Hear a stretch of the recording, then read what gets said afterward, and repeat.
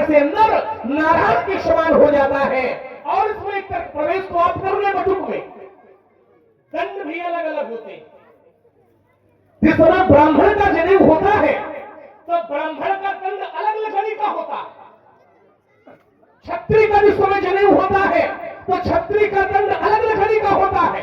और वैश्य का इससे प्रयोजन ये है कि प्रवेश चूंकि आपने किया है तो गहराई में थोड़ा और चले तो हम जरा नहीं तो इसमें तुम तर्क क्या कर रहे हो? इसमें कहना ये चाहते हैं कि दंड धारण करने के कारण माता अपने पुत्र के पैर छूती है। हाँ, लेकिन ब्राह्मण का दंड होता काहे का? ये तो हम बताएंगे, लेकिन बताओ अंतिम बात आप क्या उदाहरण क्या इससे तर्क क्या है? इससे तर्क ये है कि आपका वाक्य था कि जनेऊ होने के कारण माता पैर छूती है, तो मैंने थोड़ा चिंतन दिया कि केवल जनेऊ के कारण नहीं, क्योंकि दंड धारण करता है। तो जब दंड धारण करता है तो दंड धारण करने नहीं तो पिपलास तुम्हें मिलेगा, पिपलास मिलेगा, लेकिन तो पहले हमें ये बताओ क्या मिलेगा? इसमें जो है तर्क किस बात का? हम बता रहे हैं तर्क किस बात में कर, सुनो समय पास कर रहे हो तुम? समय पास, बिल्कुल पास। ये पास क्या होता पास चौपाई में भी है, आइए हम सुना दे। है? चौपाई में जो पास होगा वो सब अलग। पास का अर्थ क्या है? पास हिंदी का शब्द की दूसरी भाषा का समय नजदीक होता है, नजदीक मानस में नजदीक शब्द आया है। तो समय चलो थोड़ा हो जाएंगे, एक वाक्य कहते हैं, ज्यादा नहीं बोलेंगे। एक बात इन्होंने कई बार कही, बात लंबी भी लो, थोड़ी देर हम बोले थोड़ी देर आप बोलो तो ज्यादा अच्छा लगेगा। आप ज्यादा बोलो हम ज्यादा बोले तो फिर आनंद नहीं आएगा। एक वाक्य ले लो, जैसे आपने कहा कि दक्ष ने ये किया तो दक्ष का गला काटा जाता।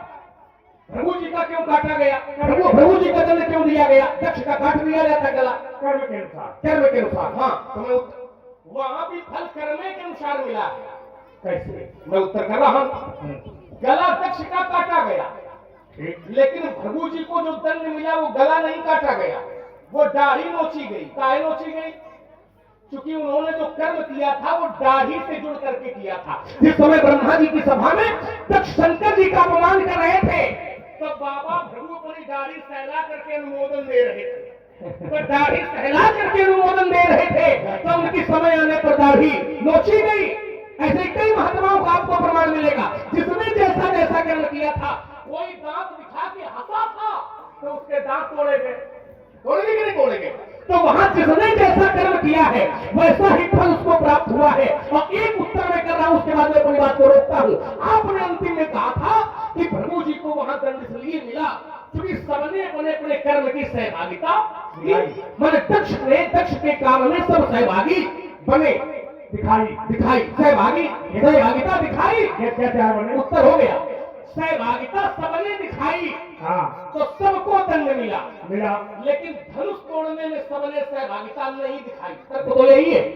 हमने पहले कहा था कि जिन्होंने धनुष तोड़ने में सहभागिता दिखाई होए उनको मारो, हमारा कोई विरोध नहीं। मैंने जो तोड़ने गए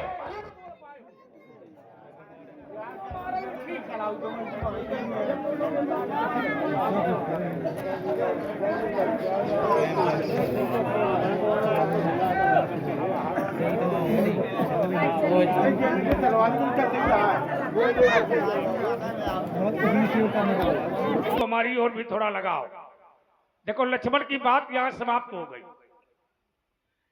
लक्ष्मण से हमने कहा था कि ये बताओ कि जिस समय बालक का जनेऊ होता है उस समय उसका रूप बटुक का होता है, ये तुमने कहा था।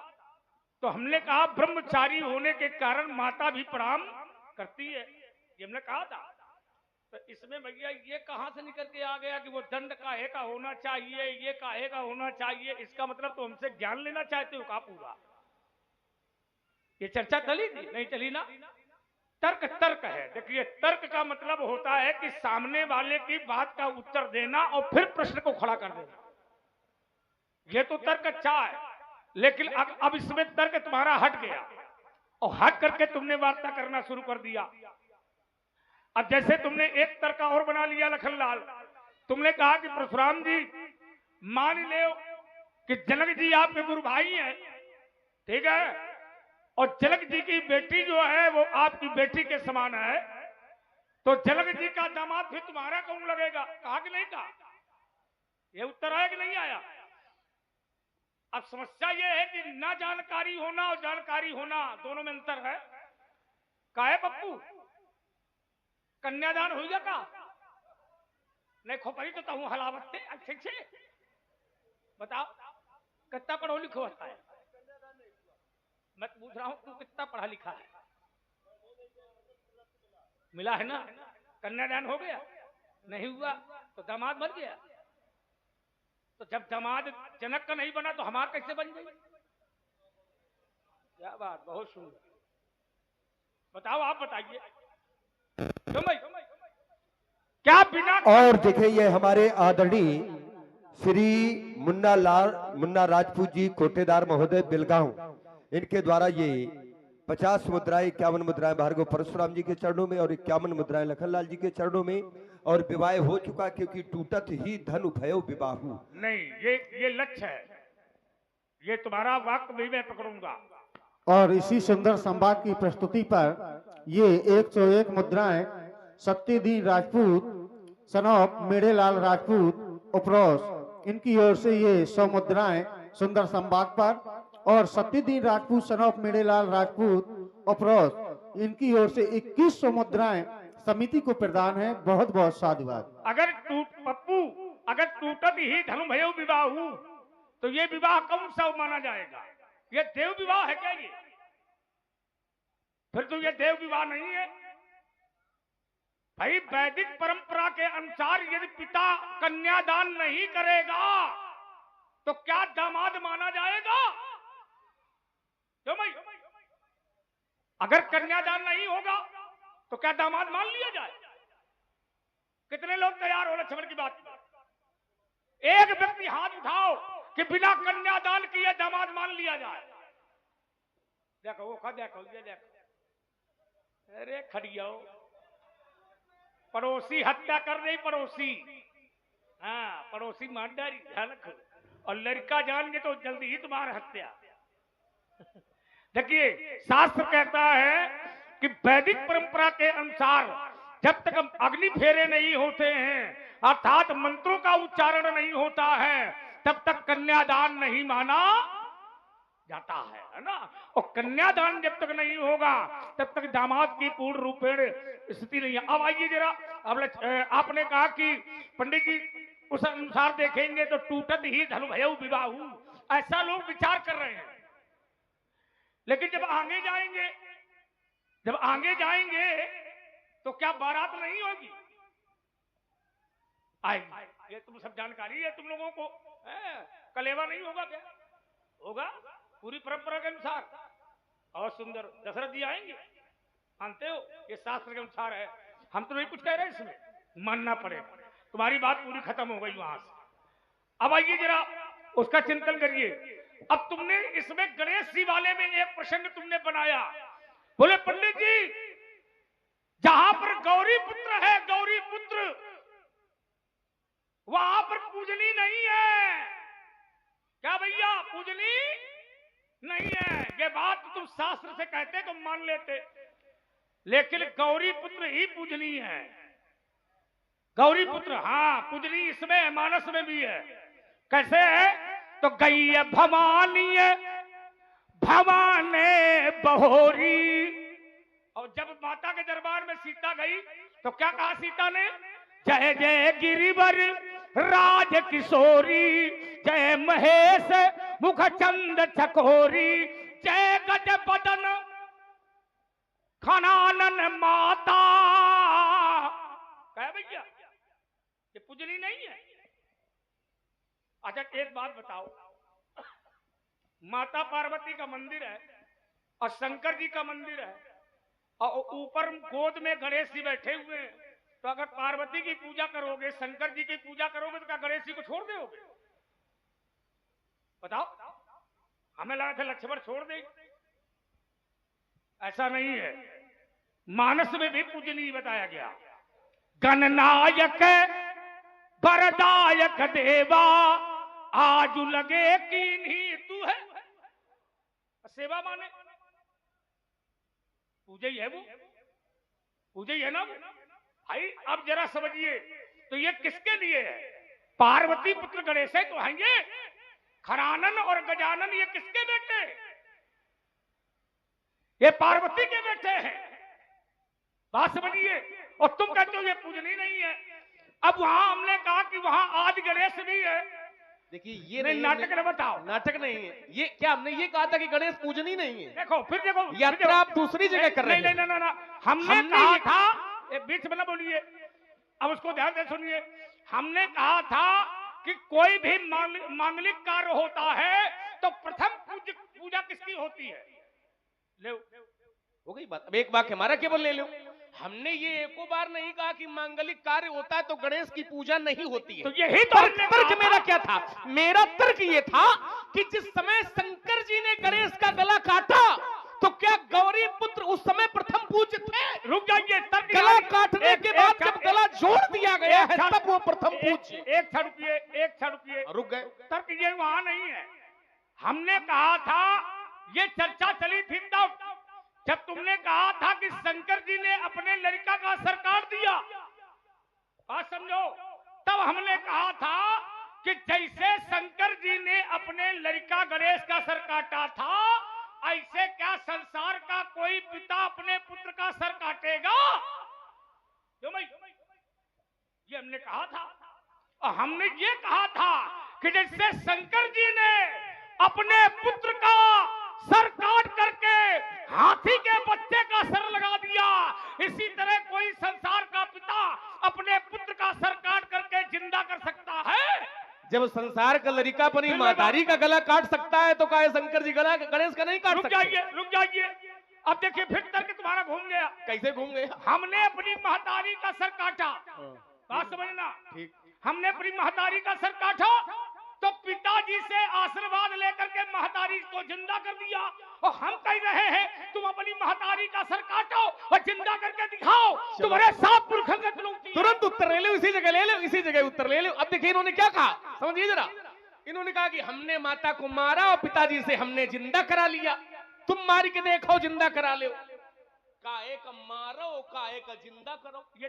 ये तो वही बात हो गई। ध्यान समझ नहीं रहा। ये तो वही बात हो गई कि कोई लड़का घर में मातारी का पहले जम के मारे और फिर कह दे हमने मारा तो हमने औषधि करा दी। ये कोई प्रमाण नहीं है। ये कोई बात हुई? एक क्षण, हमारे यहाँ मारने की संस्कृति माता को नहीं है।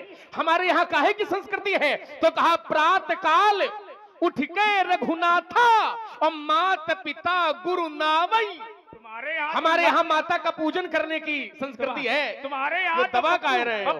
तुम्हारे यहाँ तो लात मारने की संस्कृति है। तुम्हारे यहाँ तो नारियों को लात मारने की तो संस्कृति है। नारियों को लात मारने की? ये क्या कर रहे हो? और इसी सुंदर संवाद की प्रस्तुति पर आप है भाई दीपक राजपूत, नरवा पार खड़ही लोधन, इनकी ओर से ये 21 मुद्राएं सुंदर संवाद पर प्रदान है।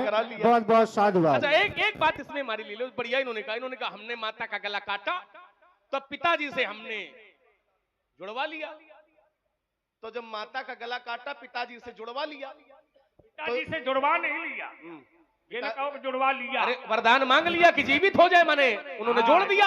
ये तो जैसे पिताजी से ये वरदान मांगा कि माताजी सही हो जाए, जीवित हो जाए, जुड़ जाए गला, ऐसे धनुष उठाओ, पिताजी के पास पहुंचो कि महाराज जैसे माता का गला काटा था वैसे धनुष जोड़ दो। यहाँ हल्ला मचाने से क्या लाभ? एक क्षण रुक जाइए, बात बराबर हो जाएगी। एक क्षण रुकिए। ताली नहीं, सुनिए ध्यान से। ताली वालों से लड़ोगे? पहले इसको गंभीरता में सुनना पड़ेगा। परशुराम के पिता ने आदेश दिया माता का सर काटिए। बात समझना। तो हमने काटा तो पिताजी से आशीर्वाद लेकर के हमने जिंदा कर लिया। बात समझिए, ठीक हो गई बात। ऐसे धनुष तोड़ने वाले ने अपने गुरु जी के आदेश से धनुष को तोड़ा है। तो तुम धनुष तोड़ने वाले को बुलाओ, उससे कह दो जैसे परशुराम जी ने पिताजी से आशीर्वाद लेकर के महतारी को जिंदा कर लिया, ऐसे तुम गुरु जी से आशीर्वाद लेके धनुष का जिंदा कह दो, हमें दे दो, लड़ाई खत्म। ये हम किससे कहें? तोड़ने वाले से कहें? बिल्कुल तोड़ने वाले से कहो। अब देखिए इस पर उत्तर तुरंत ले लो। इन्होंने कहा कि तुम तोड़ने वाले को बुलाओ और ये कहो कि जैसे परशुराम जी ने जिंदा कर लिया ऐसे तुम भी करो। ठीक है, ये हम करेंगे। इन्होंने कहा तोड़ने वाले को बुलाओ। धनुष तोड़ने वाले को हम बुला रहे हैं, लेकिन एक काम तुम्हें करना पड़ेगा। क्या? धनुष तोड़ने वाले को हम बुलावें और जिनका टूटा है पहले उनका तुम बुलाओ। ये कोई बात न रही। सुन लो कैसे नहीं बात रही। जिनका टूटा है यदि उनको तुम बुला दोगे हाँ। तो जिसने तोड़ा है उसको तुम बुला लो। हम बुला देंगे। एक ठीक बात है, ठीक अब इसी है। में ले लो, आगे चिंतन ले लो, ठीक है। बढ़ता भी चले, एक बात पर ना बहस हो, हाँ, है ना। अब देखिए इन्होंने कहा कि अच्छा ये बताओ, हाँ। धनुष यदि जुड़ जाए हाँ तो तुम चले जाओगे? नहीं जाएंगे नहीं। तो फिर क्या क्या फायदा जुड़वाने से नहीं, जब जाओगे धनुष नहीं? के या तो तुम जुड़ने ये से- कहो कि नहीं हम चले जाए तो हम जुड़वावे का मार्ग सोचे। पहले तो तुम तोड़ने वाले को हमें दिखाओ, है ना? क्यों भाई? पहले तो तुम तोड़ने वाले को हमें दिखाओ, फिर वो जोड़ेगा तो हम देखेंगे। अच्छा वो तो जोड़ेगा। तोड़ने वाले को जोड़ने वाले को दोनों को हमें मिला दे। तो मुख्य उद्देश्य तुम्हारा क्या है? धनुष जुड़ जाए ये उद्देश्य है कि तोड़ने वाला आ जाए ये उद्देश्य है? तोड़ने वाला आ जाए, टूटना था वो टूट गया। मतलब ये मुख्य बात ये निकल के आई अब वो कि जुड़ नहीं टूटे सकता है। टूटे और चाहे बना रहे इससे तुम्हें कोई मतलब अब नहीं वो है, जुड़ेगा नहीं। केवल तोड़ने वाला आ जाए। तो ये बात मुख्य बताओ कि अब धनुष से कोई लेना देना इन्हें नहीं कि मरे चाहे जिए, उससे कोई नहीं, चिंता वो तो नहीं। चला गया, वो तो अब क्या चला है? गया। वो तो चला गया। चली तो माता जी भी गई थी, उन्हें काहे सही करवा लिया? इसीलिए सही करवा लिया कि वो उतनी सामर्थ्यवान है हमारे अंदर। तो फिर उतनी सामर्थ्य धनुषों में लगा लो, ये भी सही हो तो जाएगा। इसका मतलब ये है कि तोड़ने वाला जिसने तोड़ा है उसके अंदर सामर्थ्यवान नहीं है। उसके अंदर तो सामर्थ्य तुम्हें कुछ समय बता चुके नहीं, थे तो पहले। तोड़ने वाले के अंदर यदि सामर्थ्य नहीं है, बात समझो, कमजोरी तुम्हारी आ रही है इसमें। परशुराम ने माता का सर काटा तो इतने सामर्थ्यवान पिताजी थे कि जिंदा कर लिया, बात समझिए। तो तोड़ने वाले ने तोड़ दिया है, तो अगर गुरु सामर्थ्यवान है तो जिंदा करके करो। चलो हो गई बात। तो जिंदा करो ना। किसको? धनुष को। हाँ, धनुष का जिंदा कर दो। 7 पुरखन का चुनौती है। धनुष कराओ। को देखो, तुम 4 नहीं तुम 7 25 पुरखन को चुनौती दे दो, कोई लेना देना नहीं। धनुष चलिए, तो तुम जिंदा नहीं कर सकते हो। धनुष को जिंदा किया नहीं जा सकता तो किया क्या जाए? अगर जिंदा आज खरई व्यक्ति को किया जाता है कि वस्तु को किया जाता है? आज खरई लोधर में अगर धनुष को तुम जिंदा कर दे तो तुम्हारा मंदिर बनवा देवे। तुम जिंदा कर दे, सुन लो, तुम कहते हो हमारा मंदिर बनवा दो, तुम्हारा बनवाएंगे। सुन तो लो। और नहीं जो अरे जोर देगा रुको, उसको बोलते बनवाएंगे। बहु तो भाई सुनते कम हो। तुम कहते हो खड़ई लोधन में तुम्हारा मंदिर बनवा देंगे। हाँ, अब हम मान गए कि तुम्हारी आंख ही नहीं है। का है? तुम कह रहे हो मंदिर बनवा देंगे और हमारा मंदिर पहले से बना है। कहाँ देखो तो कहाँ तुम। बना है? कहाँ ये बना कि नहीं बना? कहाँ बना है? कहाँ बना? देखो ये मंदिर कहाँ? है। कहाँ? ये हमारा मंदिर है। कहाँ? ठीक है? कहाँ का? ये तो मंदिर नहीं दिखाई पड़ रहा। अब रुकना देना। खड़े ही लोधन की यदि बात कर रहे हो तो, और मिथिला की यदि बात कर रहे हो तो कोई बात नहीं। एक बात बताओ, इतने है ना? पप्पू ईमानदारी से पप्पू से बताना, तर्क करो। इतनी बड़ी समाज बैठी है, हाँ। कभी भगवान ये कहता है कि हमारा मंदिर है? तो हम भगवान है कहाँ? तो तुम भगवान ने तो कहा कसाई हो। हम अच्छा, तुम हमें भगवान मान रहे हो? तो हम नहीं। एक क्षण, तुम हमें कसाई मान? ये एक- मंदिर की सुन लो, बात कर सुन रहे हो लो। ना? यदि ये यदि मंदिर की तुम बात- हमें एक क्षण, अब फंस गई तुम्हारी बात। एक क्षण को ईमानदारी से बताओ, मंदिर किसका होता है? किसका तुमने होता कहा हमारा मंदिर ये बना है, कहा कि नहीं कहा? रुको, हमारा मंदिर ये बना है। अब जब तुम्हारा मंदिर है तो मंदिर किसका होता है? देवी देवताओं का, भगवान का होता है क्यों भाई? या और किसी का होता है? राक्षसों का तो मंदिर होता नहीं है। होता है? हमने नहीं सुना है कि राक्षसों के भी मंदिर होते हैं। होते हो गई बात। नहीं होते देवताओं। तो अब जब तुम्हारा ये मंदिर है तो तुम इस मंदिर के भगवान हो ना? क्या बाबू? तुम हमें भगवान मान रहे हो? हम मानते होते तो हम लड़ाई क्या करते? तो फिर ये तर्क क्यों ला रहे हो? हाँ। तुमने कहा मंदिर, देखिए तुमने कहा मंदिर किसका होता है? हमने हाँ। ये कहा कि हमारा मंदिर ये बना, ये कहा हमने। हाँ। हमने ये तो नहीं कहा कि हम ही मंदिर में बैठे। और फिर अच्छा, जो भक्त होता है, जो पुजारी होता है, हाँ, क्या वो ये नहीं कहता कि मंदिर हमारा है, मंदिर भी हमारे हैं और मंदिर के अंदर जो भगवान है वो भी हमारे कोई उत्तर है? नहीं। ये तो जिनके रही भावना जैसी प्रभु मूर्त ऐसे देखी नहीं। दिन। ऐसे तो नहीं। जैसे ये गांव के लोग हैं, इन लोगों के लिए ये मंदिर भी इन्हीं का मंदिर है, ऐसा ऐसे नहीं। ही हमारा ये मंदिर देखिए, है। एक क्षण, अभी बातें ले लो, और भी बातें। अग्नि थोड़ा- फेरे थोड़ा वाली, बोलो, थोड़ा- हाँ, थोड़ा- थोड़ा थोड़ा केवल बोल थोड़ा- रहे हैं, ज्यादा नहीं थोड़ा- बोलेंगे। हमको कुछ याद आया। अग्नि फेरे वाली बात ले लो अरे केवल। कर आइए जरा थोड़ी बात। खड़े नहीं, वो तो मुख्य विषय है। इन्होंने कहा कि कन्या की यदि अग्नि फेरे न हो तो फिर वो माना नहीं जाएगा। कन्यादान भी ना हो, ये भी लगाया करो, बात पूरी किया करो। वही पूरा बता रहे हैं। हाँ, पूरा नहीं कन्यादान न हो, अग्नि फेरे न हो। बता। भाई जनक का प्रण क्या था? प्रण ये था कि जो धनुष तोड़ेगा उसके साथ सीता का विवाह होगा। और उसने धनुष तोड़ दिया। तो जब उसने धनुष तोड़ दिया, हाँ। अब विषय ये है कि इनका तो विवाह हुआ नहीं तो इक्का जाने सब बातें। तो तुमको हमारे विवाह में कन्या यदि जयमाल भी गले में डाल दे, हाँ। तो जिसके गले में जयमाला कन्या डाल देती है तो कन्या के लिए वो पति ठीक है, हो जाता है। और एक शास्त्र से भी प्रमाण हम दे दें, बिल्कुल सही है। तुम अग्नि फेरे को वरीयता दे रहे हो। एक वाक्य कह करके मैं रुकता हूं। जिस समय समुद्र मंथन से माता लक्ष्मी प्रकट हुई, वाह वाह वाह वाह वाह, तो लक्ष्मी जी ने नारायण के गले में जयमाला तो डाली, डाली डाली, लेकिन लक्ष्मी जी के अग्नि फेरे नहीं हुए। तो क्या रत्नाकर को कन्यादान का गौरव प्राप्त नहीं माना जाएगा? बहुत सुंदर। या लक्ष्मी जी का पति क्या नारायण को नहीं माना जाएगा? बिल्कुल माना जाएगा। और यदि रामचरितमानस से लेना चाहो, हाँ। तो सील निधि की कन्या विश्व मोहिनी ने नारायण के गले में जयमाला डाली, कुंवरी डाली, हरस मेले डाली, डाली, जयमाला, डाली। लेकिन वहां विश्व मोहिनी का हाँ। अग्नि फेरा हाँ, नहीं हुआ। हाँ। तो क्या पति नहीं मानोगे? रुक जाना है, अब रुकना पड़ेगा। यहाँ जहाँ विश्व मोहिनी का प्रसंग है, ये माया पहले भी भगवान की पत्नी थी। ये भगवान के द्वारा ही भेजी गई थी, अर्थात प्रेरित की गई थी। क्यों? क्योंकि नारद को सही रास्ते में लाना था।